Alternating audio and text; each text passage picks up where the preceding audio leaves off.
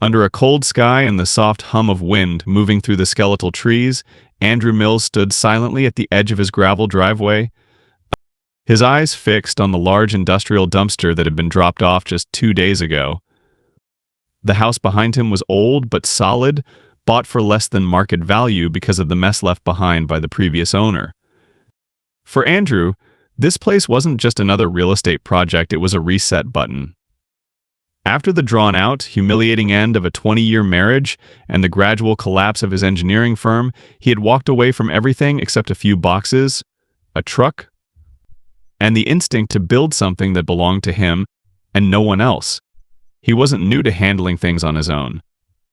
Whether it was repairing his own roof or reading contracts others paid lawyers for, Andrew never asked for favors.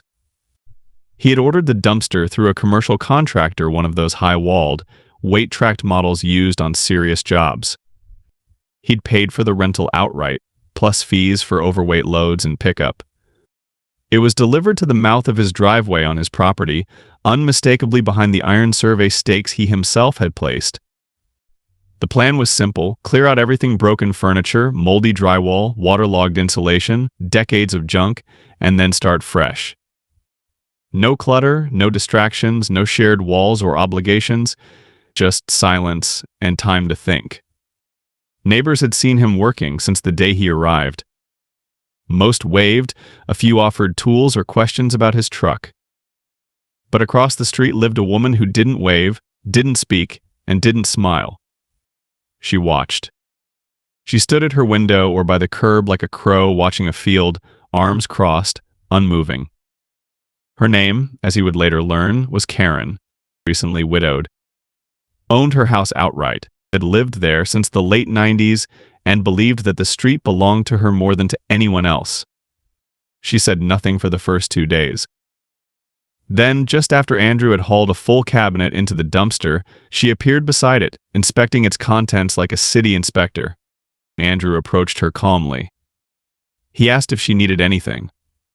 She said she just happened to be walking by and wondered if she might drop off a couple of small things from the garage. Her voice was polite, her tone rehearsed. Andrew explained that it was a private container, charged by weight, and already expensive. He wasn't trying to be rude, just direct. Karen's lips tightened. She said that in this neighborhood people shared what they could, that his dumpster was an eyesore, and that he should be more cooperative if he wanted to make friends. Then she turned and walked off, no goodbye, no smile. The next day, Andrew moved the dumpster 3 feet farther into the driveway and placed a laminated sign on its sign that read, "Private use only, do not fill." Below that, he added the name of the company and the invoice number. He wasn't confrontational. He was cautious. He didn't want trouble, but he also wasn't going to be pushed around by someone who thought friendliness was a weapon. He checked his camera placements, made sure the battery backup was working, and resumed his cleanup. That morning, he stepped outside holding a fresh cup of coffee and froze. The dumpster was noticeably more full than it had been before. Bags, planks, a busted lamp, insulation, broken ceramic tile, things he hadn't put there. He opened the app from the rental company. The weight had jumped substantially. It was now nearing the maximum threshold and triggering overage fees. A few hours ago, it had been under half. Now it was 3/4 full. He reviewed the footage from his exterior cameras. There they were, 2 people. Karen, unmistakably, and a younger man with her, possibly a son or relative. They had crossed the property line in the early hours of the morning and unloaded at least 6 full bags and 2 large items into the dumpster. The footage was clear. They didn't hesitate. The man even glanced directly at one of the cameras before hoisting a box over the side. Then they walked back across the street like nothing had happened. Andrew didn't speak to them. He didn't storm over. He didn't shout across the road. Instead, he documented everything. He saved the footage, exported the weight data from the app, took high-resolution photos of the added debris, and drafted a formal incident report. He logged into the city's online enforcement portal and submitted a property violation complaint, including footage and GPS-tagged photos. He called the dumpster company to log a trespass complaint through their risk department. Then he printed out a copy of his invoice and marked the exact address coordinates where the container was placed on private land. Not a shared curb. Not public space. Karen had misjudged him. She thought she was dealing with a passive man, someone who would let it slide, someone too polite to push back. But Andrew Mills wasn't new to conflict. He had spent his life dealing with project sabotage, industrial theft, lawsuits, and corporate compliance. He didn't yell, and he didn't threaten. He collected, he confirmed, and then he acted. Karen's car was a faded champagne-colored sedan, the kind with a vanity plate and a rosary looped around the rearview mirror, parked squarely at the edge of Andrew's driveway, not quite in it, but far enough over the invisible line to make a statement. She'd parked there the morning after the dumpster incident, engine off, door closed, as if the spot had always belonged to her. Andrew noticed it as he pulled up in his truck with a load of plywood and metal rods salvaged from the far end of the garage. He didn't stop. He didn't say anything. He unloaded the material, set it down, and looked at the vehicle again. There were no other open parking spaces on her side of the street, but that wasn't the point. She had 50 feet of clear curb on either side of her mailbox. She had made a decision to put her car here, right where the dumpster's access point was. He walked around it, checked the positioning against the survey pins he had hammered into the gravel weeks ago, and confirmed what he already knew. Her front wheels were 5 feet over the property line. She wasn't just trespassing, she was blocking active construction work, and that changed the game. She wanted a reaction. She wanted him to knock on her door, to escalate, to play the aggressive neighbor she could complain about later. He'd seen it happen before. All it took was one raised voice and bought a strategically placed phone camera to reframe a situation in the eyes of whatever city worker or police officer happened to show up. So instead, Andrew pulled out his phone, opened the security app, and began a slow pan of her vehicle. License plate, wheel positioning, angle of intrusion, proximity to the dumpster, all of it, time-stamped and documented. He then called the towing company listed on his container contract. They had a partnership with a local tow yard and were authorized to remove vehicles that blocked access to service equipment. Andrew gave them the code on the bin, his contract ID, and the address. The dispatcher was brisk but professional. She asked if the car was fully blocking equipment access. Andrew said yes, and then added, clearly and carefully, "It is trespassing on private property, obstructing a paid rental. I have video documentation." That was all she needed to send a truck. Less than 40 minutes later, he heard the rumble of hydraulics outside and watched as the tow truck operator, a compact man in oil-stained coveralls, secured the car to the bed. Karen must have seen it from her window because she burst out of her house mid-process, shouting before her shoes hit the gravel. "Stop. That's my car." "What are you doing?" The operator didn't stop. He gestured toward Andrew. "Talk to the guy who called it in." Andrew stood at the edge of his property, hands relaxed, phone still recording. Karen's eyes widened with fury. "You called a tow on me?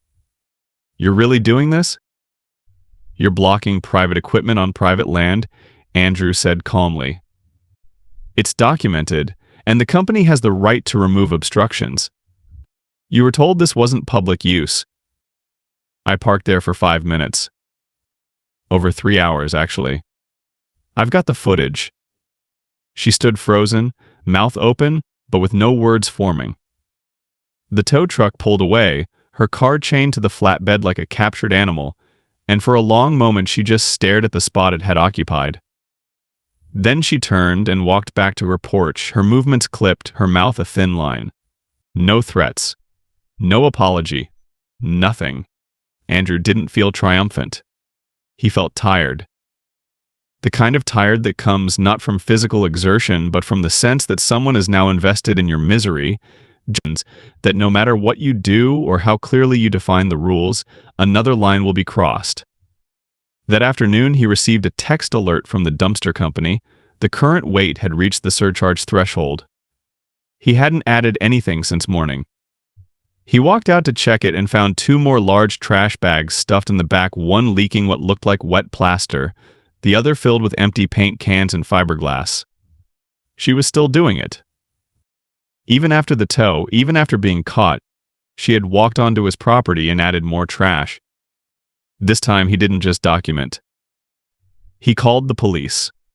Not emergency services, the non-emergency number.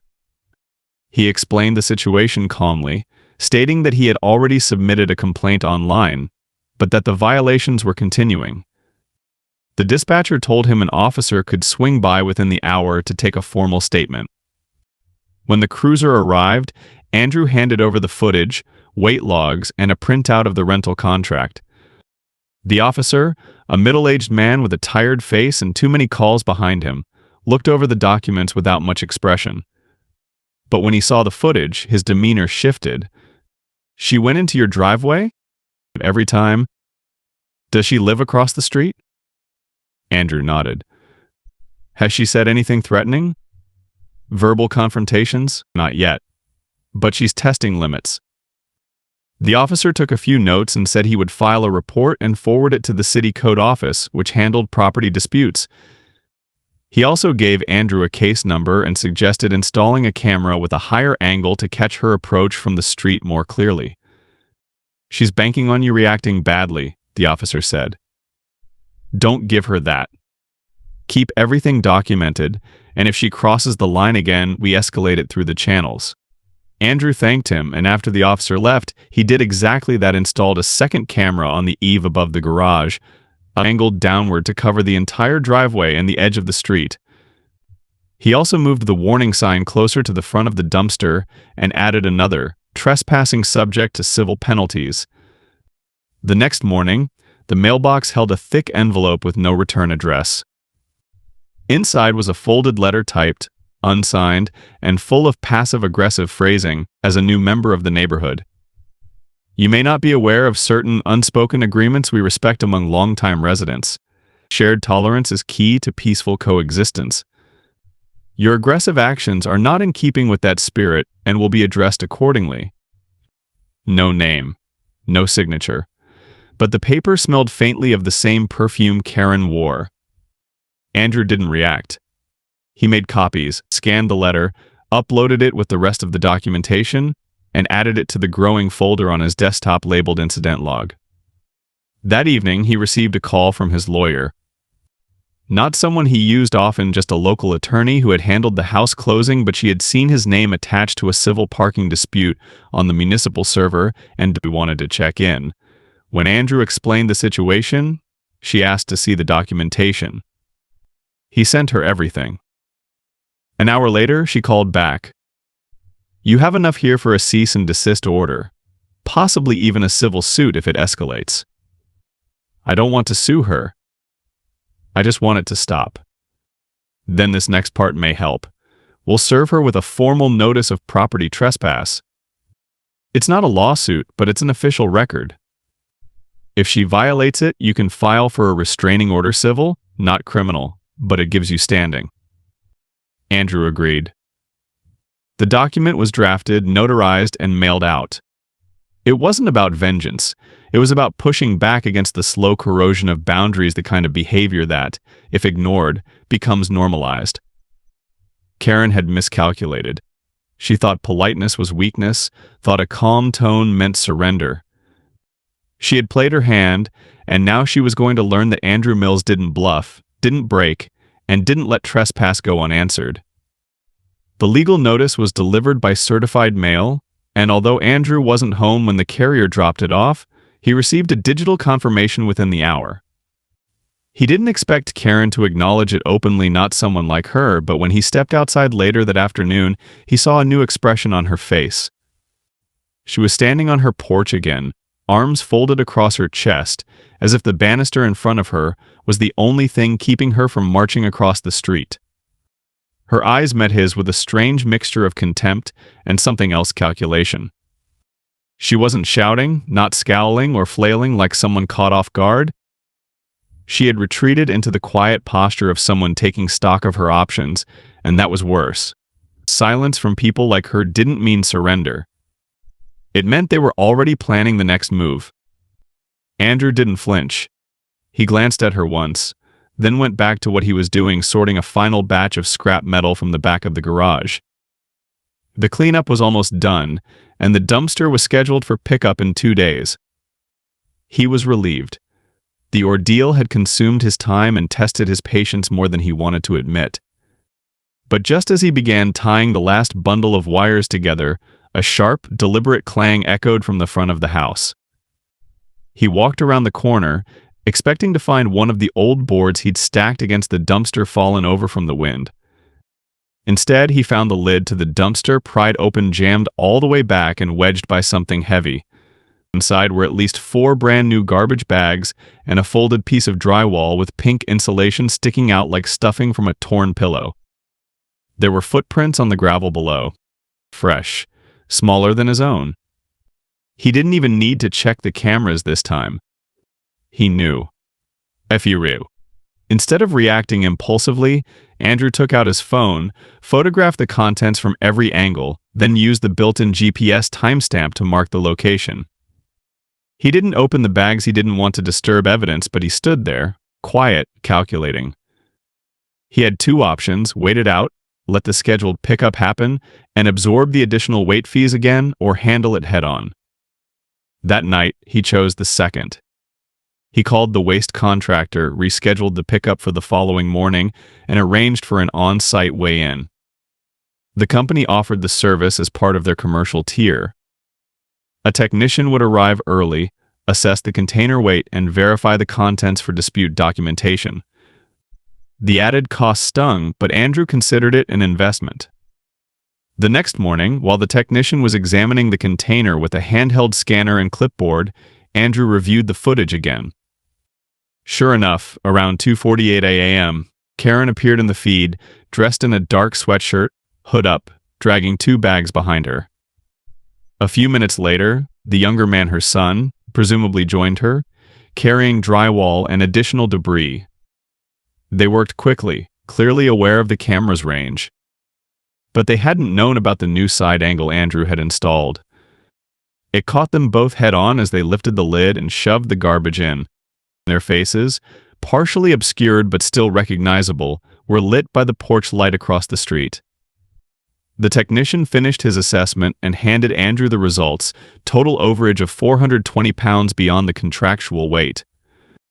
It would cost him a surcharge of $165. Not devastating, but more than annoying. Andrew sent the report, the photos, and the camera footage to his lawyer, who responded almost instantly. This qualifies as repeated trespass with documented financial damage.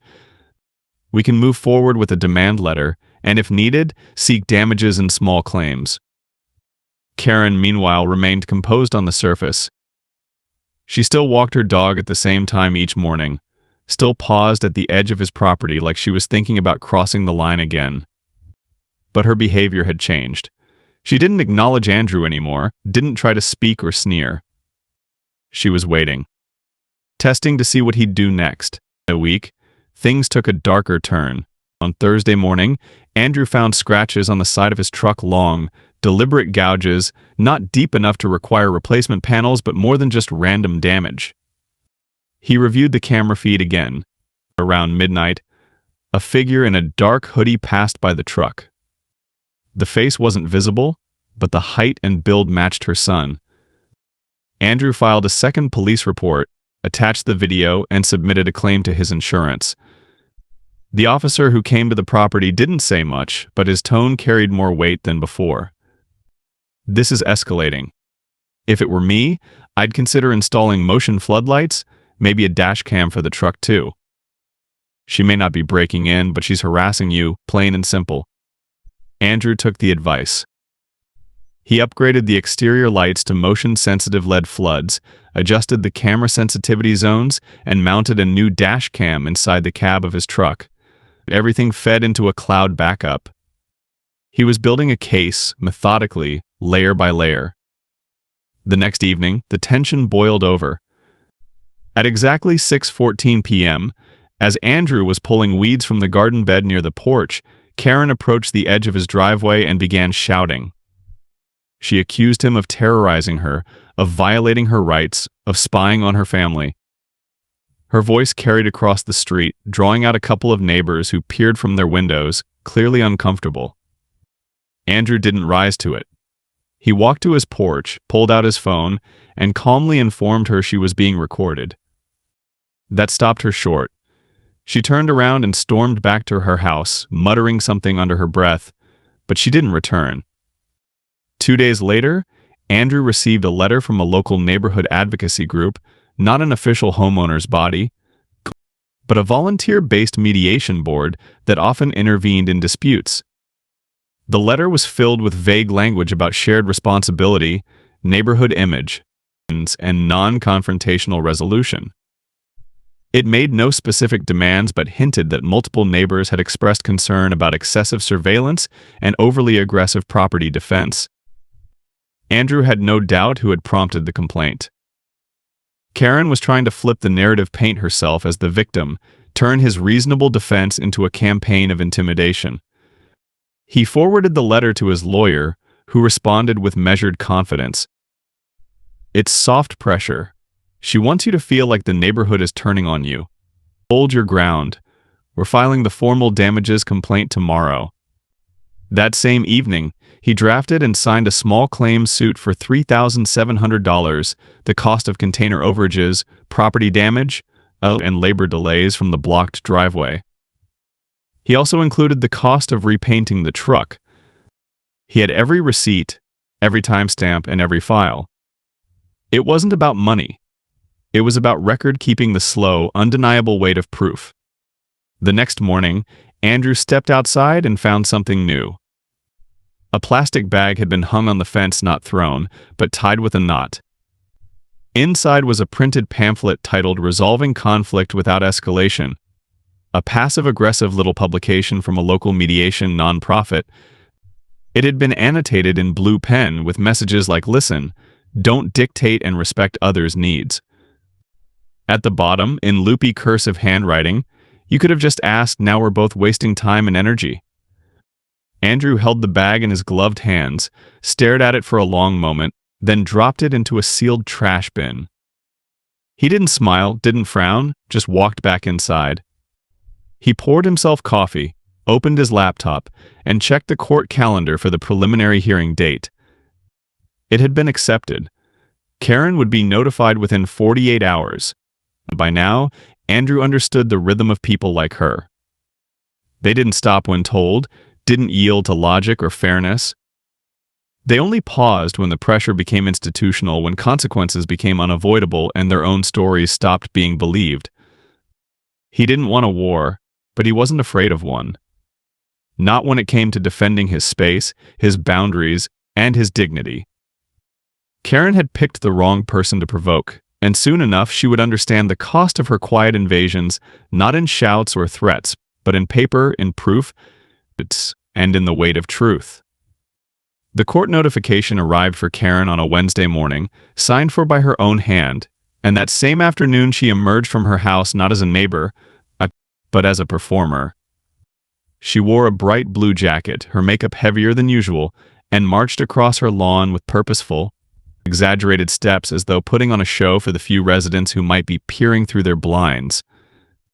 Andrew, who had just finished clearing out the last of the construction debris from the rear shed, stood quietly at the edge of his driveway, not moving, not speaking, and only observing. Bay. Karen didn't come onto his property this time, but she made a show of walking the sidewalk with a tape measure, gesturing, occasionally glancing up at his house, then loudly calling someone on speakerphone about property lines and misplaced surveillance. She wanted to be heard. She wanted to create the illusion of complexity, to muddy the waters in the minds of the other neighbors who didn't yet know the full story.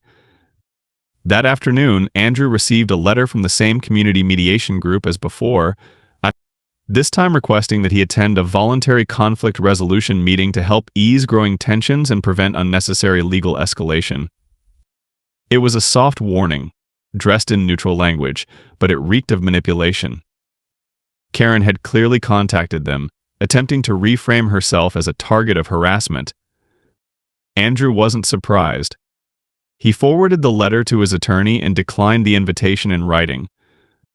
There was nothing to mediate. The matter was already with the court. By the end of the week, Karen escalated again, not with trash this time, not even with shouting. This time she struck where appearances mattered most. On Friday morning, Andrew found his mailbox stuffed with flyers, not one or two, but dozens, all printed in cheap ink on colored paper, claiming that he had harassed elderly residents, spied on women, and abused legal systems to threaten neighbors. The paper bore no signature, no return address, only a printed email created just for the smear. Several other mailboxes on the street contained the same flyers.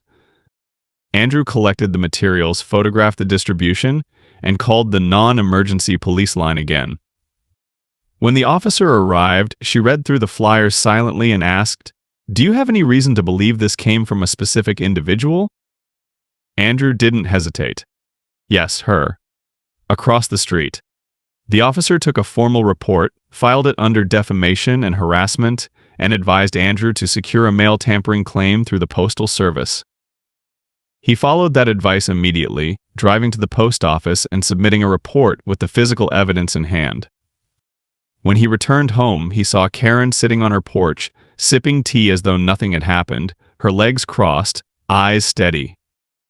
The calmness of it all, the folks' serenity, was almost worse than the confrontation. She wasn't acting out of impulse. She was strategic, methodical, trying to destroy his character inch by inch, knowing that in small towns, reputation was sometimes louder than law. Andrew didn't lose his temper. He knew that the only way to respond was to keep building the wall of evidence. That evening, he compiled everything: photos, police reports, the flyers, audio clips of her prior shouting, surveillance videos, incident logs, and emailed it all to his lawyer, who responded late that night with a new document, a motion to expand the claim to include reputational harm and targeted harassment. It would raise the demanded damages from $3,700 to $5,000. The figure wasn't just punitive, it represented the actual impact: the defamation, the surveillance upgrades, the legal fees, and the days of lost work tied up in defending himself. The next morning, Andrew received an email not from Karen, but from someone else on the street. A man named Bill, who lived 2 houses down and rarely spoke more than a polite hello, had seen the flyer and decided to reach out. His message was short. "I don't believe what she's saying. Saw her dumping bags into your bin myself a few weeks ago, late night. Let me know if you need someone to back that up." That email changed something. And for the first time, Andrew felt the tide beginning to shift. Someone had stepped out from the shadows, not to take sides necessarily, but to reject the manipulation.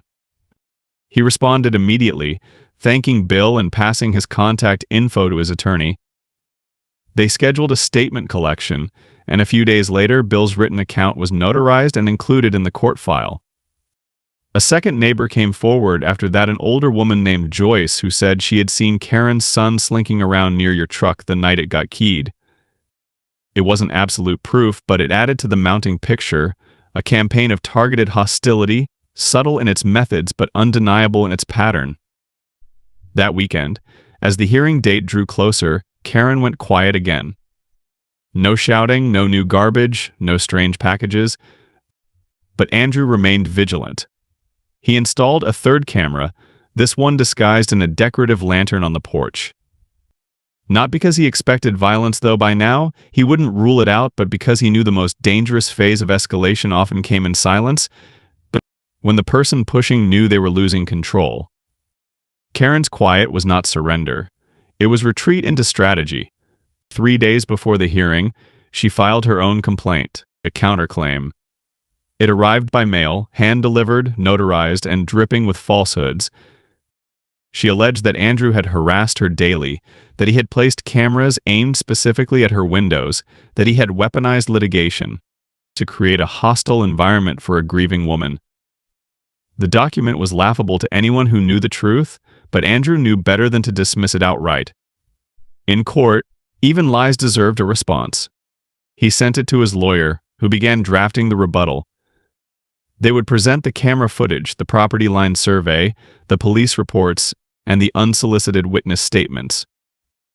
Karen's counterclaim would crumble under its own contradictions, but only if they stayed the course.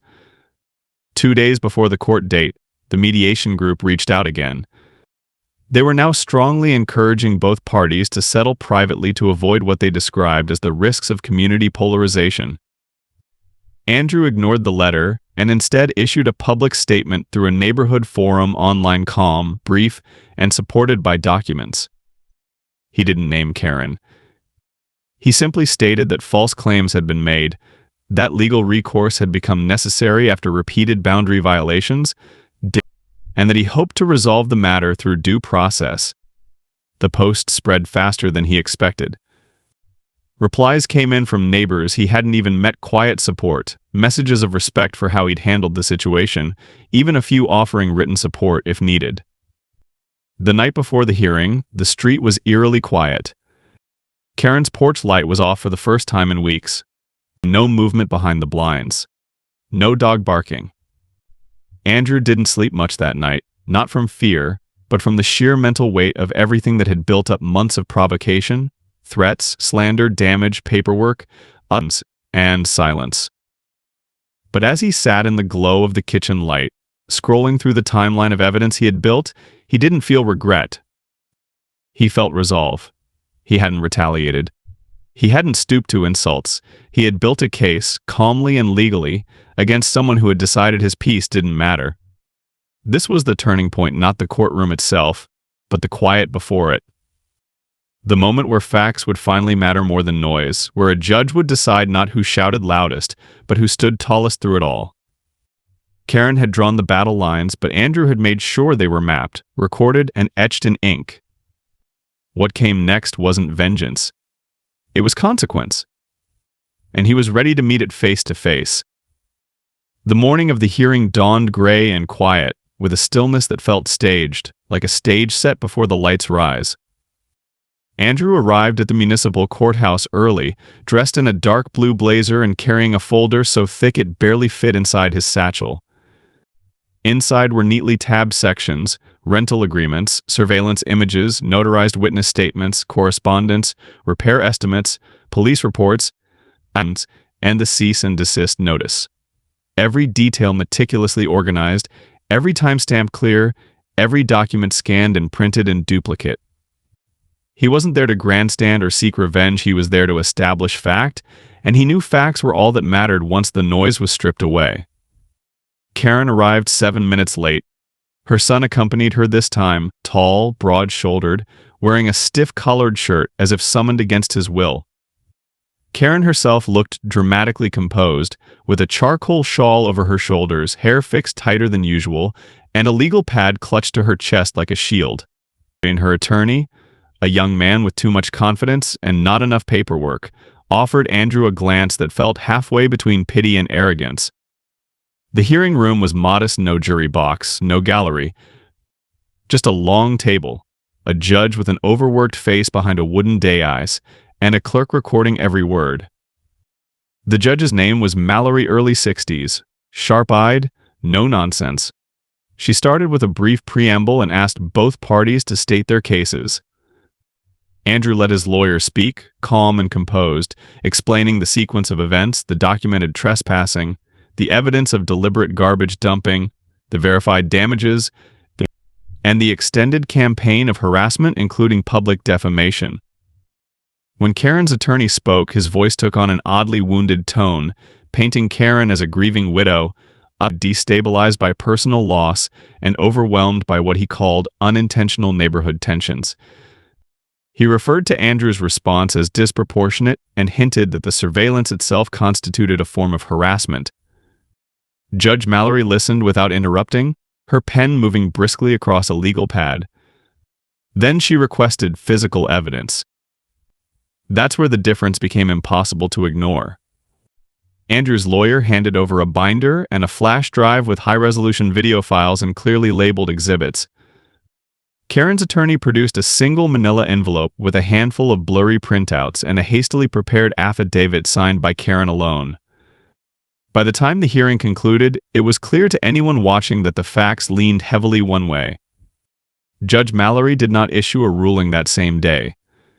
She stated that a final decision would be mailed within 2 weeks, and that in the meantime, both parties were expected to cease any further engagement and keep all interactions strictly through legal channels. Andrew accepted that without issue. Karen, however, could not mask her expression.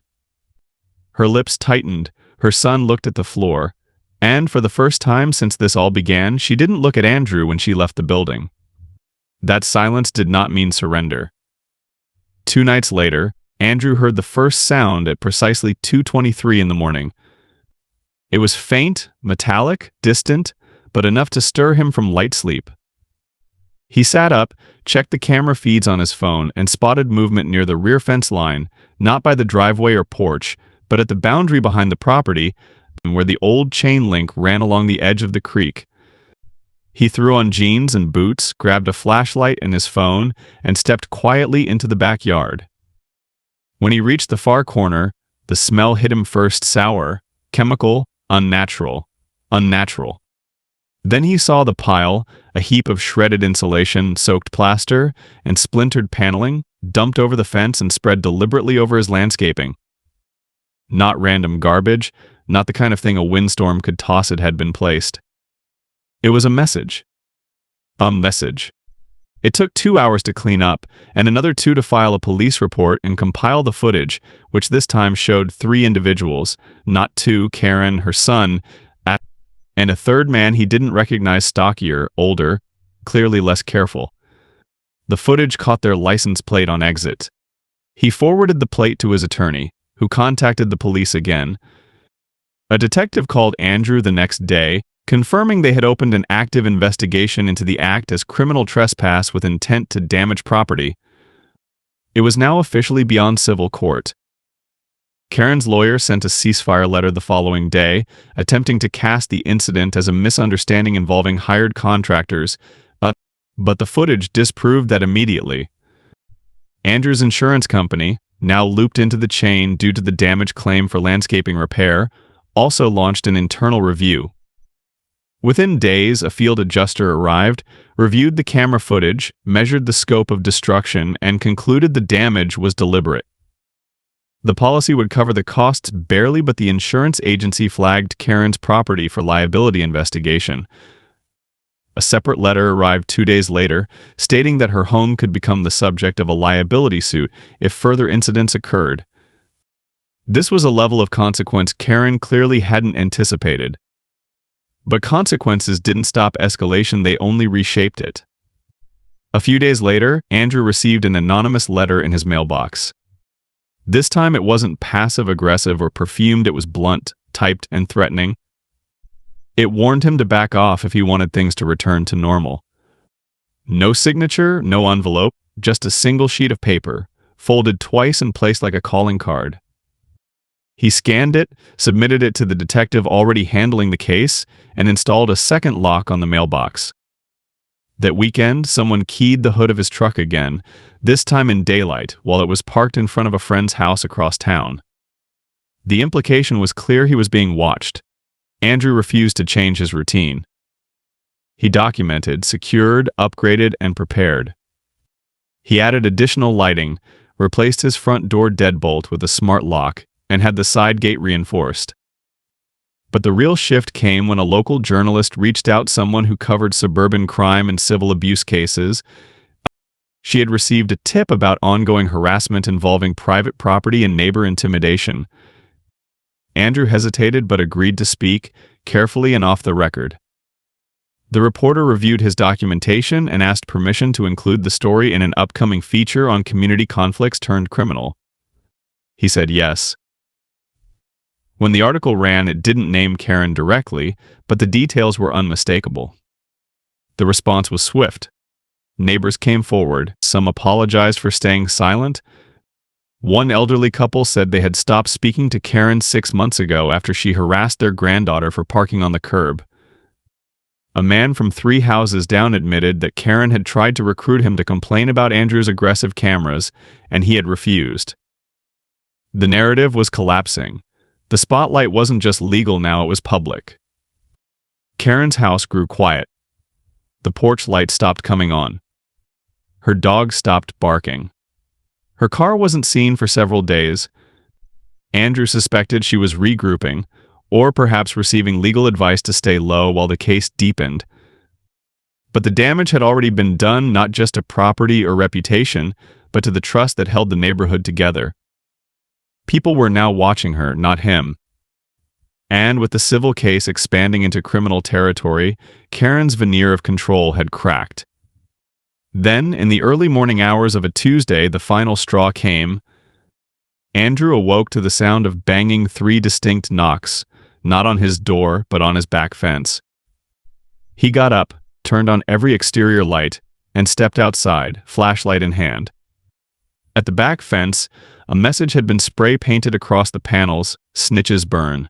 Crude, black letters dripping from the wood.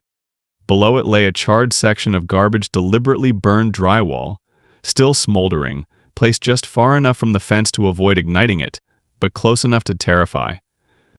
It wasn't graffiti. It was a threat. Andrew didn't hesitate. He called the police.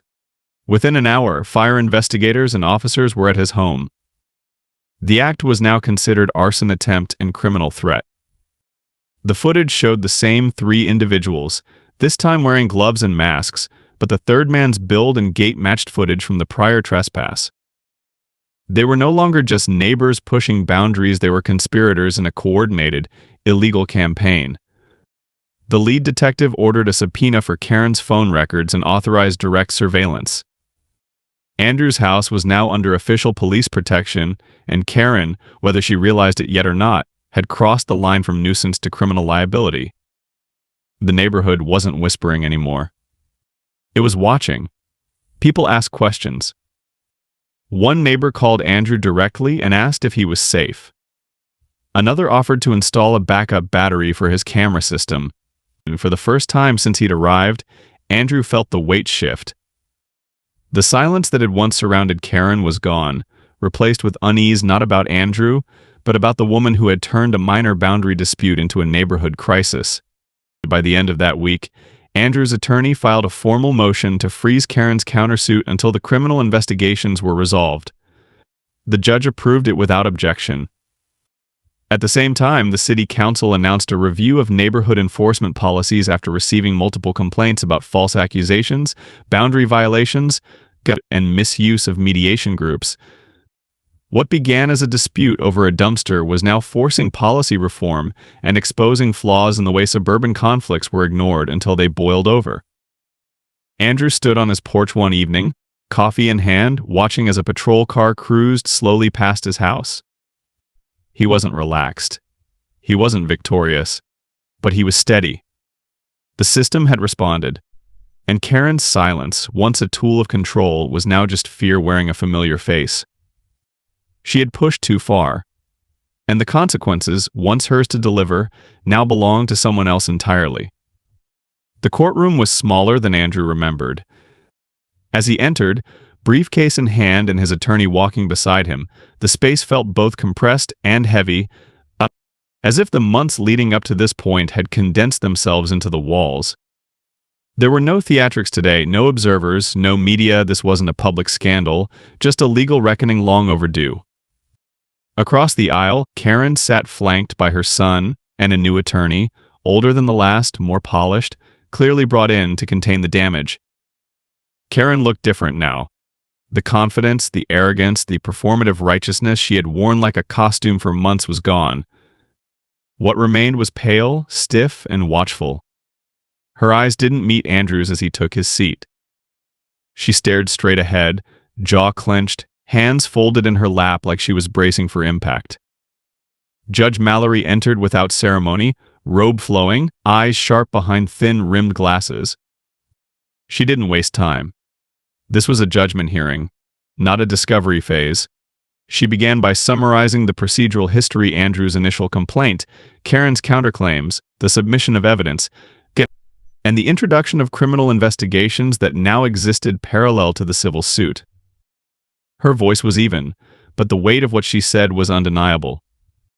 The court had received full documentation from both parties, including physical evidence, digital surveillance files, signed statements, municipal enforcement records, and verified correspondence.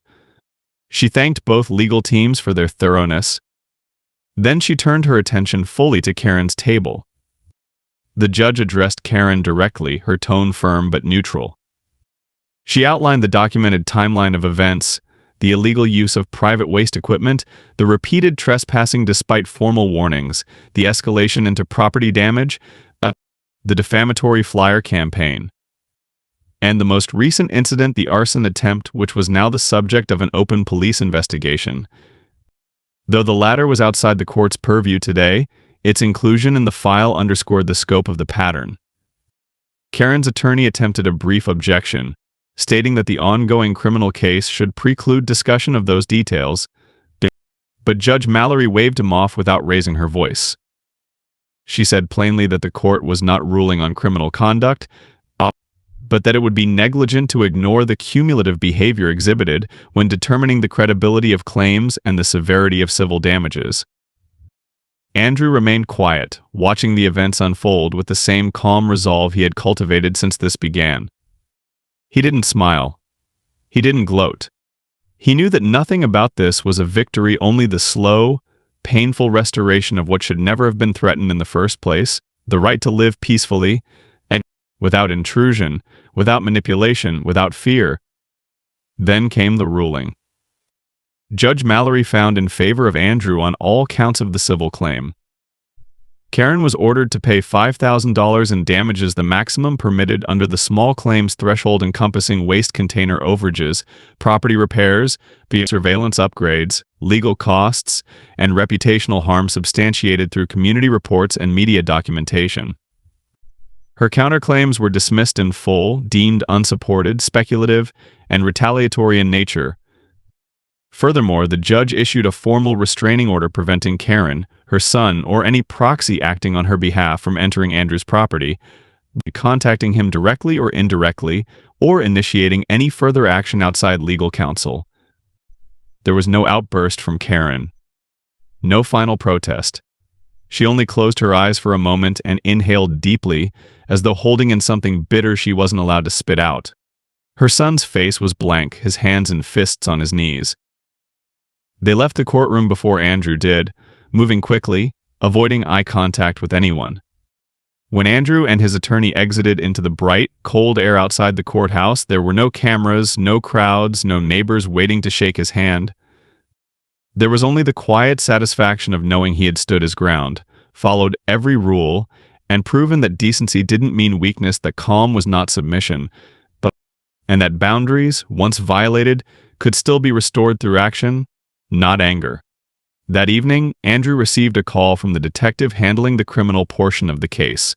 Charges had been formally recommended to the district attorney's office against Karen's son and the third male involved in the arson incident.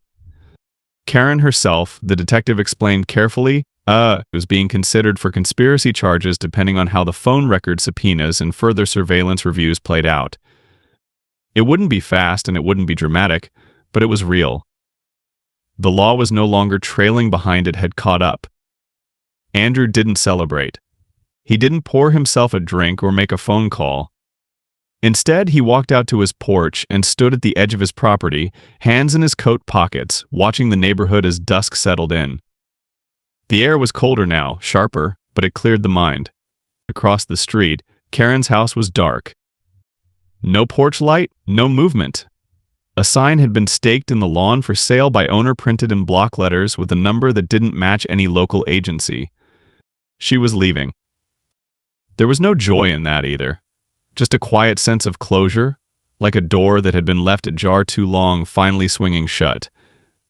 Andrew turned around and went back inside.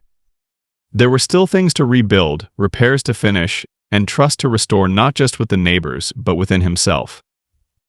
The last few months had shown him how quickly order could be undermined, how easily a single person could turn peace into a battlefield. But they had also reminded him of something more important, that silence, when chosen rather than imposed, could be powerful. That documentation, discipline, and calm pressure could do what shouting never could. and that when someone crosses your line once, you stop them. When they cross it twice, you draw it in steel. And when they try to erase it, you take them to court not for revenge, but for the principle that no one gets to decide what belongs to you, except you. In the days that followed the final ruling, a subtle but unmistakable shift settled over the neighborhood.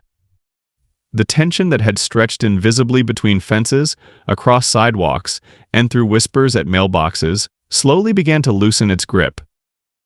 The silence that once hung over the street like a warning now felt calmer, less loaded.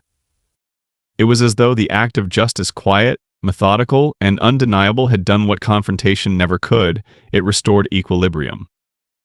Karen's house remained dark, her blinds never opened, her porch untouched by footprints. The "For Sale by Owner" sign stood crooked in the front lawn, wilting in the wind, its cheap laminate surface peeling under the afternoon sun. No one mowed her grass, no car returned to her driveway, no packages arrived on her stoop. For all intents and purposes, she was already gone, even if her name was still on the deed. And the neighbors, who had once retreated into cautious silence, began to breathe a little easier. Andrew didn't expect apologies, and he didn't seek them, but they came nonetheless. Joyce from 3 doors down brought him a tin of cookies and a folded card with a simple handwritten message, "I should have spoken sooner." Bill, who had provided the first eyewitness statement, stopped by unannounced and offered to help repair a cracked section of the garden walkway. A younger couple who had moved in just before the worst of it introduced themselves properly for the first time, expressing quiet admiration for how he had handled everything. Andrew responded with the same calm he had carried through the storm, gracious, restrained, accepting but not boastful. He wasn't trying to become a symbol or a cautionary tale. He had simply done what he had to do, and now he intended to get back to the business of living. The repairs on his truck were completed that week, and the landscaping crew finished regrading the rear fence line where the fire had scorched the earth. The burn marks were gone, but Andrew had kept one charred fragment of the old fence in his garage, not out of sentimentality, but as a reminder. He didn't need to hang it on the wall or frame it. He just needed to know it was there, like a physical ledger entry in a book that now had a closing chapter.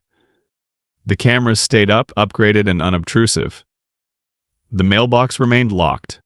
The perimeter lights were recalibrated to lower sensitivity, not out of paranoia, but out of balance, the quiet preparedness of someone who knew that vigilance didn't have to be loud. One morning, as he was trimming the hedges along the front walk, a white sedan pulled into Karen's driveway. A man in a pressed shirt and scuffed shoes stepped out, clipboard in hand. A realtor, judging by the way he circled the property, speaking into a headset and gesturing toward the siding. Another car arrived later that afternoon, a family of 3, pausing briefly before moving on. Andrew didn't watch them long. He simply noted their presence and returned to his work. The house would sell eventually, and someone new would move in. He didn't fear that. People brought their own shadows and their own light. He couldn't predict who they would be, but he could control what happened on his side of the line, and that was enough. In the evenings, Andrew resumed his long walks, circling the neighborhood in wider loops. The first time he passed Karen's corner after sunset, he half expected to feel something: resentment, bitterness, some residue of anger, but there was nothing.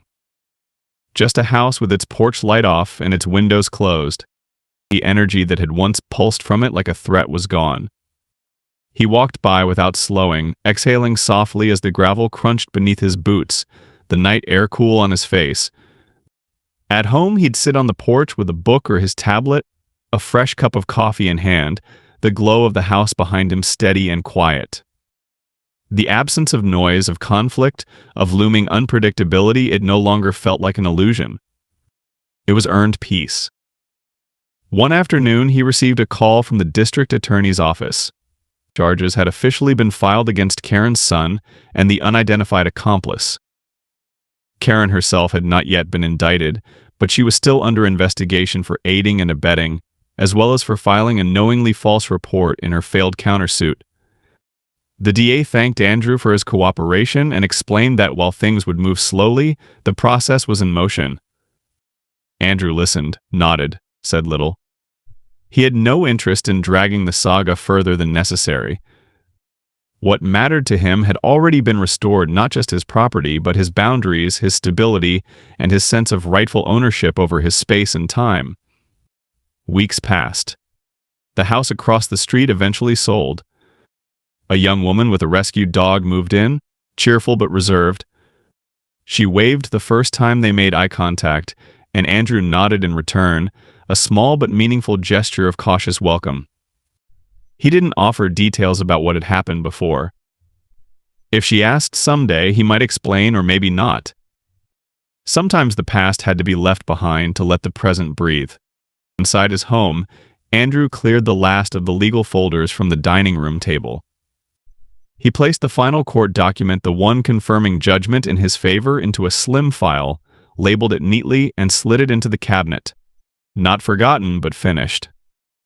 Then he poured himself a drink, walked out to the porch again, and sat beneath the low evening sky, the air still and blue-gray with the last light of day. The fence stood strong, the grass was trimmed, and the sound of the world around him was once again his own. There would always be people like Karen, those who pushed because they couldn't build, who invaded because they feared being alone with themselves.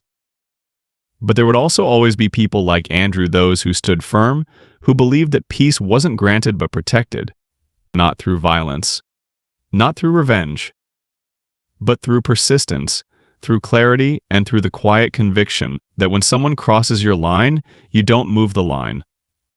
You reinforce it and you remind them, calmly and legally, that it was never theirs to cross in the first place.